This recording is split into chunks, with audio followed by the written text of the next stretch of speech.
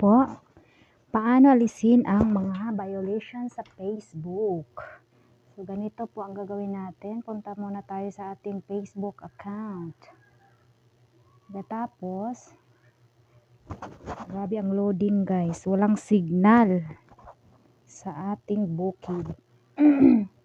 Pagkatapos guys, punta tayo sa ating profile account. Pindutin ang tatlong dot. Tapos, makikita natin ang ating account status. So, meron tayo dyang warning. So, aalisin po natin yan, guys. Ayan. Meron tayong account warning. Ginawaan ko na din yan ng paraan, guys. Yung magre-report. Pero, hindi pa rin siya nawawala. So, try natin yung ibang pamaraan. So, punta tayo sa menu, sa help and support, then support inbox. So, ayan, makikita natin ang ating mga violation, your alerts. So, punta tayo sa your alerts, mga palangga.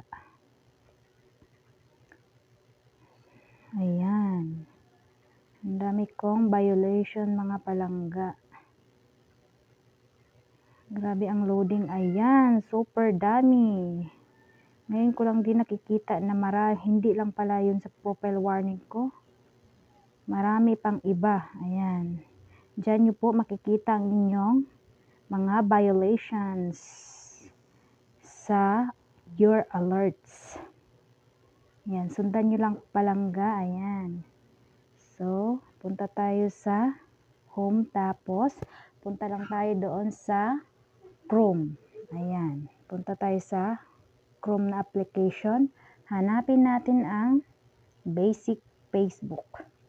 Ayan. Punta tayo sa Facebook and basic.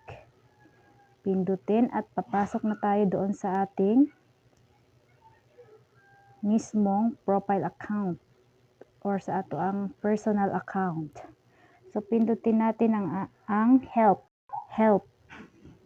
Ayun. Sobrang liit. Ayan palangga. Tapos, support and box. Ayan yung ating mga violation, mga palangga. Meron din pala akong nakaligtaan palangga. Yung mga naka-close palangga, yun lang po yung ma-delete muna natin sa ngayon. Pero lahat po yan ay i-try nating i-delete kung ma-delete talaga. Yan. Yung mga unread, hindi pa yun nababasa ni Lulumeta. Ayan mga palangga, meron tayong daming violation. Kung di nyo pa alam, ayan na. Ayan, pindutin natin yung delete. Tapos delete messages. So, ayan. Lahat dyan ay uubusin natin delete para maging healthy ang ating profile account. Ayan, ubusin natin yan mga palangga. Yung unread mga palangga ay aantayin lang natin na maging close siya. Saka natin siya i-delete. Kasi hindi siya pwede ma-delete hanggat hindi mababasa ni Lulumeta yung mga ni-report ko yan or ni-requesting na alisin yung account warning ko. Pero hindi talaga yun na wawala. Ayun, pabalik-balik ako.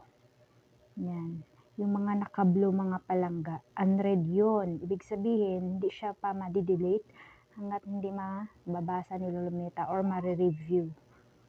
So, kung mabasa na niya yun or ma-review ay nakalagay dyan ay close. So, yun natin ang saka pa yun ma-delete natin. Ayan, ubusin natin yung naka-close mga palangga. Ayan. Ang dami kong violation mga palangga, di ko talaga alam. Kaya pala, hindi tayo mamomonetize. Kasi ang dami ko palang nilabag mga palangga. Yung hindi nakakaalam kung saan makikita yung mga violation mga palangga, doon sundan nyo lang po yung mga ipinakita ko sa inyo, yung tutorial ko po mga palangga. Ayan, ubusin natin yan hanggat sa gusto nyo mga palangga.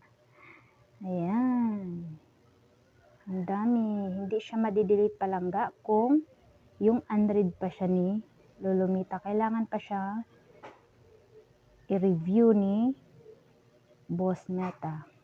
Ayan mga palangga. Puro naka-unread na siya palangga. Naubos na yung mga naka-close. So cancel na po natin yan siya palangga. Aantayin na lang po natin yung iba palangga na maging close siya. Kasi puro siya unread pa. So ibig sabihin ay hindi pa siya na re-review ni Meta. Yan mga palangga, punta lang pala tayo sa Chrome mga palangga ha. Doon tayo magde-delete palangga para delete na delete talaga.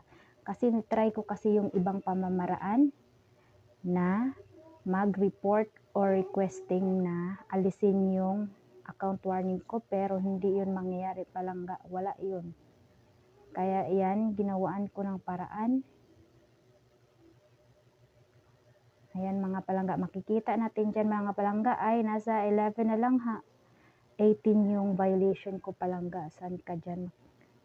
Hindi ko pala yun alam palangga kung hindi ako nag-iimbestiga. Ayan.